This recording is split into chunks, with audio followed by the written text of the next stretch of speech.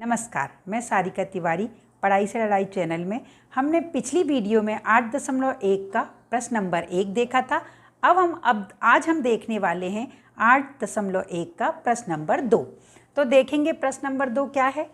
चित्र में ये चित्र दिया हुआ है, इसमें tan p minus cot r का मान हमें ज्ञात करना है। आपको मालूम है ये tan p और cot r त्रिकोणमितीय अनुपात हैं।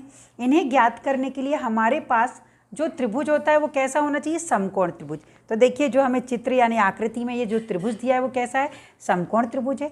ये Q पर समकोण है। इसमें हमारी दो भुजाएं दी हुई हैं, PQ और PR। हमें त्रिकोणमितीय अनुपात ज्ञात करने के लिए उसकी तीनों भुजाओं का ज्ञात होना बहुत ही ज़रूरी है। तो हमें इसकी तीसरी भुजा QR ज्ञात करनी है। आपको पता है ये त्रिभुज कैसा है, समकोण त्रिभुज। और समकोण त्रिभुज में तीसरी भुजा ज्ञात करने के लिए कौन सी प्रमेय लगती है, पाइथागोरस प्रमेय। तो उसका हम यहाँ उपयोग करेंगे। तो हम देखते हैं, सबसे पहले हम लिखेंगे त्रिभुज PQR। ये त्रिभुज कौन सा है, PQR में इसका कोण Q क्या है, समकोण या 90 अंश का है। ठीक है, कोण Q समकोण है, 90 अंश का है। तो इसमें कौन सी प्रमेय लगाएंगे हम, पाइथागोरस प्रमेय से। पाइथागोरस प्रमेय से, पाइथागोरस प्रमेय से क्या होती है पाइथागोरस प्रमेय, कर्ण का वर्ग बराबर लंब का वर्ग प्लस आधार का वर्ग। तो इसमें हम देखेंगे अभी हमारा लंब PQ है, आधार QR है और जो हमारा कर्ण है वो PR है। तो हम इसमें लिखें PR का वर्ग बराबर PQ का वर्ग यानी लंब का वर्ग प्लस QR का वर्ग। PR का मान हमें कितना दिया हुआ है, 13, तो 13 का वर्ग। PQ का मान हमें कितना दिया है, 12, 12 का वर्ग कर दिया, प्लस QR का मान हमें नहीं दिया, हमने इसको ऐसे ही लिख दिया। 13 का वर्ग हल करेंगे तो 169 169 आया, 13 में 13 का गुणा किया 169 आया। 12 का वर्ग हल करेंगे तो 12 में 12 का गुणा करेंगे तो 144 आएगा, प्लस QR का वर्ग। अब देखिए QR का हमें मान चाहिए तो हम 144 का पक्षांतर कर देते हैं।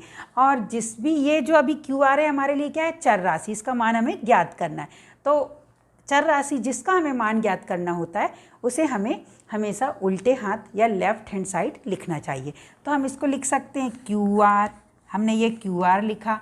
और ये जो वर्ग है ना, आपको पता है जब हमें वर्ग हटाना हो तो दूसरी साइड क्या होती, करनी चढ़ती है। तो देखिए ये 169 बराबर, हमने ये QR का वर्ग हटाया तो इस पर करनी लगी 169 या 169, और 144 का पक्षांतर किया तो माइनस 144। ये ऐसा हमारे पास आ गया है। अब हम इसको आगे हल करेंगे। QR बराबर 169 में से 144 जाएंगे तो कितना आएगा हमारे पास, 25। अब करनी की क्या विशेषता होती है, कोई भी संख्या उसमें 2 बार आती है तो 1 बन के बाहर आ जाती है। 25 यानी 5 25, तो 5 बाहर आ जाएगा, यानी हमारा QR का मान 5 सेंटीमीटर आ गया। अब आपको एक विशेष बात यहाँ ध्यान रखने वाली ये है कि जब हम कोण P की बात करें, ये 3 कोण है, 1 2 3, PQR। इस त्रिभुज में 3 कोण है PQR। जब हम P की बात करेंगे तो लंब हमारा QR रहेगा। जब हम कोण P की बात करेंगे तो लंब हमारा क्या रहेगा, QR। जब हम कोण R की बात करेंगे तो लंब हमारा PQ बन जाएगा। ये बहुत ही इम्पॉर्टेंट महत्वपूर्ण बात है, इसे आपको ध्यान रखना है। जब हम P की बात करेंगे तो लंब हमारा QR, जब R की बात करेंगे तो लंब PQ होगा। ठीक है, अब देखिए हम अपने प्रश्न पे आए, क्या निकालना है, tan P। हम यहाँ पर लिख दें tan P।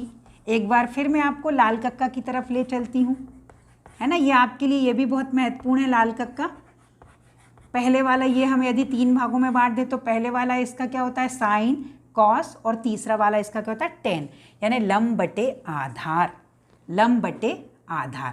पर हम tan P की बात कर रहे हैं। देखिए ये P इधर है तो लंब कौन सा हो जाएगा, QR। tan P के लिए लंब क्या होगा, QR, और आधार इसका फिर ये PQ, कोण से जो संलग्न भुजा होती है वो उसका आधार कहलाएगी। तो आधार इसका क्या आ जाएगा, PQ। ठीक, तो QR का मान अभी हमने निकाला है। देखिए QR कितना आया, 5, यह आ जाएगा 5 बटे पी क्यू कितना निकाला है आपने, पी क्यू 12 दिया हुआ है, ये हमने लिख दिया 5/12। टेन पी का मान हमारे पास 5/12 आ गया। हम आगे बढ़ें, अब हमें कॉट आर चाहिए, कॉट आर। ठीक, फिर वही लाल कक्का, टेन पी जो कॉट होता है वो टेन का उल्टा होता है। ये लंब बटे आधार है तो आधार बटे लंब, आधार बटे लंब हमारा कॉट होता है। पर यहाँ देखिए आप आर की बात कर रहे हैं, आर के लिए कोण आर के लिए आधार क्यू आर ही रहेगा। कोण कॉट आर कोण की बात कर रहे हैं तो इसके लिए आधार यही रहेगा। तो ये हमारा आधार क्या आ गया, क्यू आर, और लंब इसका क्या हो जाएगा, पी क्यू। हमने लिख दिया पी क्यू। क्यू आर का मान हमारे पास कितना दिया हुआ है, 7 हमने निकाला है, नहीं सॉरी, हमने क्यू आर का मान कितना निकाला, 5, और पी क्यू का मान हमारे पास कितना है, 12। तो ये 5/12 आ गया। अब जो हमारा प्रश्न है उसमें हमें क्या ज्ञात करना है हमको, देखिए ये tan P minus cot, tan क्या लिखा हुआ हमारे पास, tan P minus cot R, इसका मान हमें ज्ञात करना है। टेन पी का मान हमने अब भी निकाला 5/12 माइनस कॉट आर का मान हमने निकाला हुआ है 5/12। 5/12 में से 12 गए तो क्या आ जाएगा, 0। Tan P minus cot R का मान हमारे पास 0 आया। अब हमने ये प्रश्न नंबर 2 सॉल्व किया। अब हम इसी में आगे के प्रश्न आपके इसी टाइप से आपको करना है। एक प्रश्न जो अलग से आ रहा है और महत्वपूर्ण भी है, प्रश्न नंबर 7, वो हम अब देख रहे हैं अभी। चलिए हम देखते हैं प्रश्न नंबर 7। अब हम देख रहे हैं प्रश्न नंबर 7। क्या है प्रश्न नंबर 7, कॉट, ये थोड़ा सा मिस्टेक लिखा है, कॉट थीटा बराबर 7/8, ये दिया हुआ हमारे पास कॉट थीटा बराबर 7/8। इसमें हमें 2 सवाल हल करना है। पहला है हमारा 1 धन साइन थीटा बटे 1 धन कॉस थीटा गुणित 1 ऋण साइन थीटा बटे 1 ऋण कॉस थीटा। सबसे पहले तो हम पहला सवाल लेंगे। पहले सवाल को हम लिख लें, डायरेक्ट हम उसका हल लिखेंगे। पहली स्टेप, पहले सवाल की पहली स्टेप क्या आ जाएगी, 1 धन साइन थीटा बटे 1 धन कॉस थीटा गुणित 1 ऋण साइन थीटा बटे 1 ऋण कॉस थीटा। देखिए यदि आपको ये एक आप सर्व समीकरण से कंपेयर करें तो ये लिखा हुआ है ए धन बी ए ऋण बी। यदि आप सर्व समीकरण, ये हम 9th क्लास से ही बल्कि 8th क्लास से पढ़ते आ रहे हैं इस सर्व समीकरण को अच्छे से, कि कोई 2 संख्याएं एक धन में और एक बार ऋण में लिखी हों तो हम उसका उत्तर आ जाता है ए का वर्ग ऋण बी का वर्ग। यदि हमारे पास इस टाइप से मान दिया हो ए धन बी ए ऋण बी, इस टाइप से यदि दिया हो तो उसका हम क्या ले सकते हैं, ए का वर्ग माइनस बी का वर्ग। तो हम इसमें इसको क्या लिख सकते हैं, देखिए 1 ऋण साइन स्क्वायर थीटा लिख लिया हमने इसको, 1 ऋण साइन स्क्वायर थीटा। यदि हमारे पास कोई दिया हो ए पहले वाली संख्या प्लस दूसरी वाली गुणे में पहले वाली फिर से माइनस दूसरी वाली, इस प्रकार दिया हो तो हम उसको कैसा लिख सकते हैं, पहले वाली का वर्ग माइनस दूसरी वाली का वर्ग। देखिए पहले वाली का वर्ग यानी पहले क्या है, 1 का वर्ग 1 ही होता है। दूसरा वाला हमारे पास क्या है, साइन थीटा, तो हमने उसका लिख दिया साइन स्क्वायर थीटा। ऐसे ही नीचे वाला भी 1 धन कॉस थीटा 1 ऋण कॉस थीटा, तो ये भी 1 का वर्ग ऋण कॉस का वर्ग आ जाएगा, तो 1 का वर्ग 1 ही रहेगा और कॉस का क्या जाएगा, कॉस वर्ग थीटा। हमने इसमें क्या यूज़ किया वो हम इसमें कारण दे देंगे, ए धन बी, और किस सर्व समीकरण का अपन ने यूज़ किया, ए ऋण बी, ये बराबर से होती है ए का वर्ग माइनस बी का वर्ग। हमने उसके द्वारा इसको ऐसा लिख दिया है। अब इसमें आप देखेंगे जो हम पूर्व में अपने सूत्रों में पढ़ चुके हैं कि यदि हमारे पास sine square theta plus cos square theta बराबर 1 होता है, ये हमारी एक बहुत ही महत्वपूर्ण सर्व समीकरण है। इसमें से कोई भी 2 दिख रहे हों तो तीसरा हमारा उत्तर होता है। इसमें देखो आपको 1 भी दिख रहा है और साइन भी दिख रहा है, तो आपका उत्तर क्या आ जाएगा, कॉस स्क्वायर थीटा। कहने का मतलब है कि 1 ऋण साइन स्क्वायर थीटा का मान होता है कॉस स्क्वायर थीटा।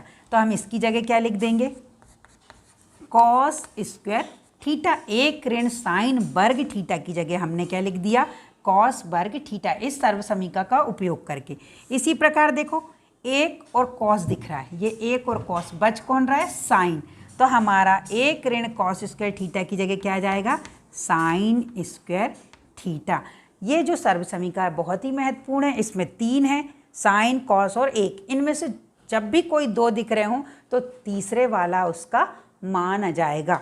ठीक है, इस प्रकार हम एक सूत्र से कई सूत्र बना सकते हैं। ये आ गया हमारे पास cos square theta, sine square theta. कारण देना पड़ता है, हम जब भी कोई बात लिखते हैं तो हमने कैसे लिखी, तो हम यहाँ पर लिख देंगे, किसका यूज़ किया हमने, sign square theta plus cos square theta बराबर से 1। इस बात का हमने उपयोग कर लिया यहाँ पर, उससे इसको लिख दिया। अब देखिए फिर से इसमें सूत्र नया लग गया, कॉस बटे साइन। याद करो आप लोग, कॉस बटे साइन क्या होता है, कॉट थीटा। तो हम साइन बट कॉस बटे साइन की जगह क्या लिख सकते हैं, कॉट थीटा। तो हम इसकी जगह लिख देंगे कॉट स्क्वायर थीटा या कॉट वर्ग थीटा। कॉस बटे साइन, कॉस वर्ग थीटा बटे साइन वर्ग थीटा की जगह हम क्या लिख सकते हैं, कॉट वर्ग थीटा, हमने लिख दिया। अब देखिए कॉट वर्ग थीटा, कॉट का मान तो हमें दिया हुआ है तो हम यहाँ पर रख दें। कॉट थीटा का मान हमें क्या दिया है, 7/8 हमने रख दिया। इसका वर्ग है तो हम इसका वर्ग रख देंगे। क्या आ जाएगा, 7 का वर्ग करेंगे 7 सतैया 49, 8 अठैया 64। तो हमारे पास क्या आ गया, 7/8 का मान 49/64। इस प्रकार देखिए कितना बड़ा हमारा सवाल था, छोटे से रूप में बदलकर उसका उत्तर आ गया है 49/64। अब हम इसका दूसरे वाला देखें। दूसरे वाला तो यही की यही बन गया है, क्योंकि दूसरा सवाल हमारा सवाल नंबर 2, इसमें क्या दिया हुआ है, कॉट वर्ग थीटा का मान निकालना है। कॉट थीटा का मान हमारे पास 7/8 दिया है, हमने लिख दिया। उसका वर्ग किया तो 7 का वर्ग करेंगे तो 7 सतैया 49, 8 का वर्ग करेंगे तो 8 अठैया 64। इस प्रकार हमने 7वें सवाल को हल कर लिया। यदि आपको मेरा वीडियो अच्छा लगे तो इसे लाइक, शेयर और सब्सक्राइब जरूर करें।